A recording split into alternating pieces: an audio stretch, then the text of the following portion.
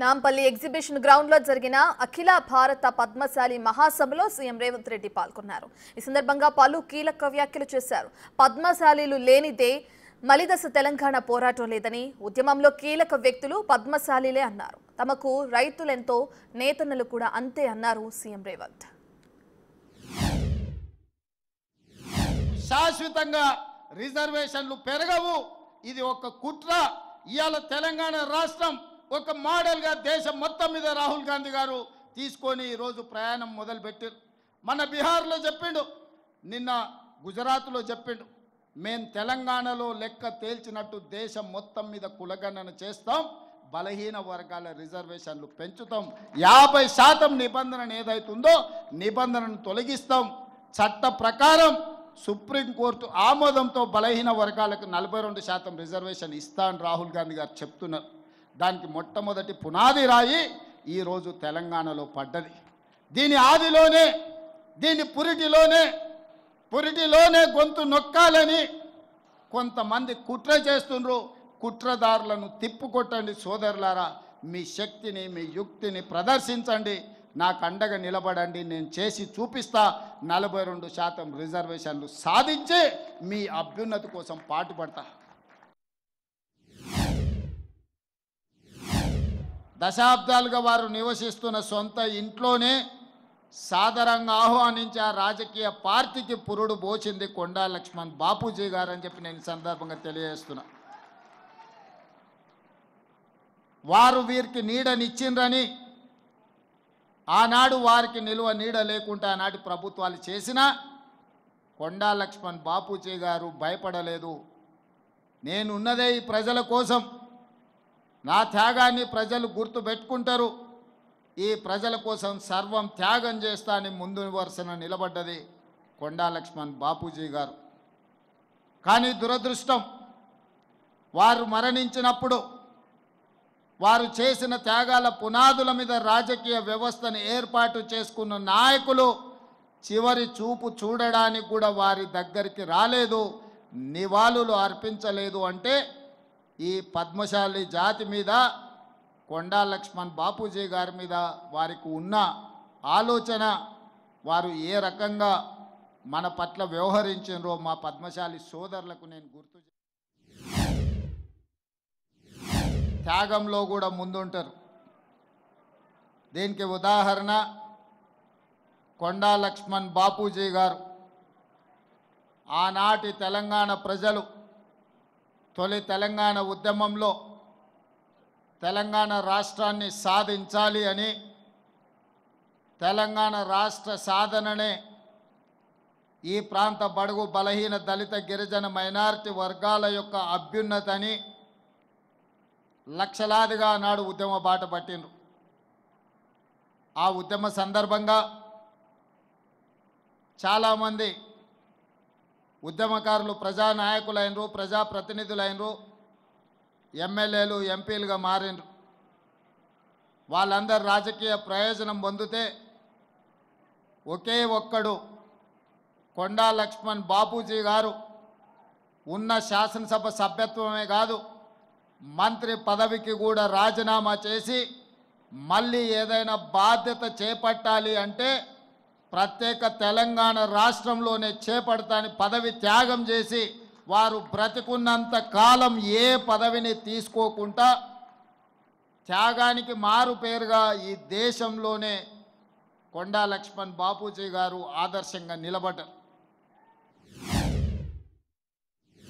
Tiger Narendra అంటే తెలియని వాడు లేడు, గల్లీ నుంచి ఢిల్లీ వరకు.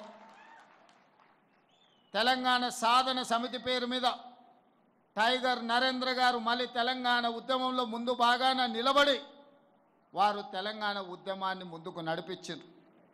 వారు అలాగే ఉంటే, వారి ద్వారా తెలంగాణ రాష్ట్ర సాధన జరిగితే పద్మశాలి సోదరులకు కీర్తి ప్రతిష్టలు గొప్ప పేరు వస్తుందని వారిని సాదరంగా ఆహ్వానించి సొంత పార్టీలో కలుపుకుంటే ఆనాడు వారిని కేంద్ర మంత్రిగా మన్మోహన్ సింగ్ గారు ఆలే నరేంద్ర గారిని చేయడం జరిగింది.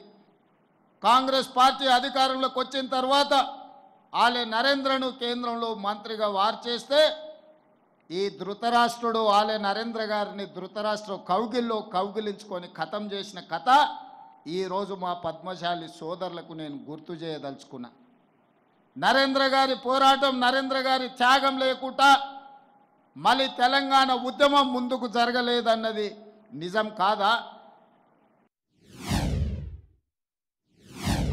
ఈరోజు మా నేతన్నలను కూడా అంతే ప్రాధాన్యత ముందుకు నడిపించాలని మా ప్రభుత్వ విధానపరమైన నిర్ణయం తీసుకున్నది.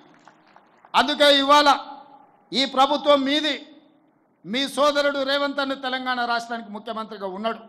మీకు కావాల్సిన పనులన్నీ చేయించుకోండి, చేయించుకోకపోతే అది మీ తప్పు అవుతుంది, నా తప్పు కాదు. మీరు అడిగింది ఇవ్వడం నా కర్తవ్యం. నా కర్తవ్యాన్ని నిర్వహించడంలో నేను ఎప్పుడు వెనక అడుగు వేయను. బిడ్డలను బెదరగొట్టడానికి కట్టడం తప్ప మా ఆడబిడ్డలు కట్టుకునే సందర్భం ఎక్కడన్నా ఉందా? కానీ మా నేతన్నల వృత్తి దెబ్బతింటుంది. వాళ్ళకు అంతకుముందు ప్రభుత్వం ఆర్డర్లు ఇచ్చింది, ఈ ప్రభుత్వం వచ్చింది అని ఆపితే అప్రతిష్ట పాలవుతామని చెప్పి మా ప్రిన్సిపల్ సెక్రటరీ గారు, మా ఎరావత్ అనిల్ గారు, అదేవిధంగా మా తుమ్మల నాగేశ్వరరావు గారు నా దృష్టికి వచ్చారు. నేను ఆలోచన చేసిన, నిజంగానే కుల వృత్తులను, చేతి వృత్తులను అంతరించి పోనీయొద్దు, వాటిని కాపాడాలంటే ఏం చేయాలని ఆలోచన చేసి ఈ తెలంగాణ రాష్ట్రంలో 65 లక్షల మంది ఆడబిడ్డలు స్వయం సహాయక సంఘాలలో సభ్యులుగా ఉన్నారు. ఆడబిడ్డలకు ప్రత్యేకంగా చీర సారె పెట్టే సాంప్రదాయంలో ఒక్కొక్కరికి 2 మంచి చీరలను ఇద్దాం తుమ్మలన్న 1,30,00,000 చీరలు మా పద్మశాలి సోదరులకు ఆర్డర్ ఇవ్వండి. ఖర్చు ఎంతైనా పర్వాలేదు, ఖర్చుకు వెనకాడకండి. ఆనాడు బతుకమ్మ చీరలకు 250 రూపాయలు ఖర్చు పెడితే నాకు తెలిసి ఈరోజు 500 నుంచి 600 రూపాయలు ఆ చీర మీద పెట్టుబడి పెట్టి ఈరోజు మనం 600 కోట్ల రూపాయల ఆర్డర్స్ ఈరోజు పద్మశాలి సోదరులకు ఇవ్వడం జరిగింది. పక్క రాష్ట్రాలలో అన్ని నిర్ణయాలను సమీక్షించి పక్కడ్బందీగా ఈరోజు తెలంగాణ రాష్ట్రంలో కులగణన చేసి దాదాపుగా 56.33% బలహీన వర్గాల లెక్క తేల్చినాం. ఇవాళ నేను లెక్క తేలిస్తే తప్పుల తడక అని కొంతమంది వితండవాదం చేస్తారు. వాళ్ళు నేను 60 రోజులు కష్టపడి 1,03,000 మంది ప్రభుత్వ ఉద్యోగులను, 37,000 మంది కంప్యూటర్ డేటా ఎంట్రీ ఆపరేటర్లను పెట్టి దాదాపుగా 1,50,000 సిబ్బంది ఐఏఎస్లను, అదేవిధంగా కలెక్టర్లను, జాయింట్ కలెక్టర్లను, మండల స్థాయి, గ్రామ స్థాయి వరకు 94,500 ఎన్యుమరేటర్లను లెక్కబెట్టి ప్రతి వాడిని ఇంటింటికి పంపించి ప్రతి వాడు 150 ఇండ్లు ప్రతిరోజు 10 ఇండ్లలోనే లెక్క తేల్చండి, ఎక్కువ రాసుకొస్తే తప్పులు రాసుకొస్తారని చెప్పి ప్రతి ఇంటికి పంచి పక్కడ్బందీగా లెక్కలు చేసి ఆ ఇంటి యజమాని సంతకం తీసుకొని ఈరోజు లెక్కలు తీసినాం. పక్కా లెక్క ఎప్పుడైతే తీసినామో ఇది ఇష్టం లేని వాళ్ళు ఈ లెక్క తప్పుల తడకంటారు.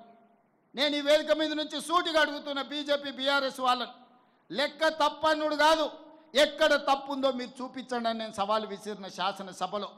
తోక ముడిసిండ్రు, ఉరికిపోతారాడ నిలబడతారు, ఈ లెక్క తప్పు అంటారు. చూపిత్రాన్ని నేను దగ్గరకు పోతే ఇంకా కొంచెం ఆ సూటు ఉరుకుతారు తప్ప ఆ లెక్క ఎక్కడ తప్పు ఉందో చెప్పడం లేదు. ఎందుకంటే ఇవాళ ఈ లెక్క పక్కాగా తేలి రేపు అసెంబ్లీలో తీర్మానం చేసి చదువులో, విద్య, ఉద్యోగంలో, రాజకీయాలలో 42% రిజర్వేషన్లు ఇవ్వాలని అసెంబ్లీలో నేను తీర్మానం చేస్తే అది నరేంద్ర మోడీ గారి మెడ మీద కత్తిలా వేలాడుతుంది.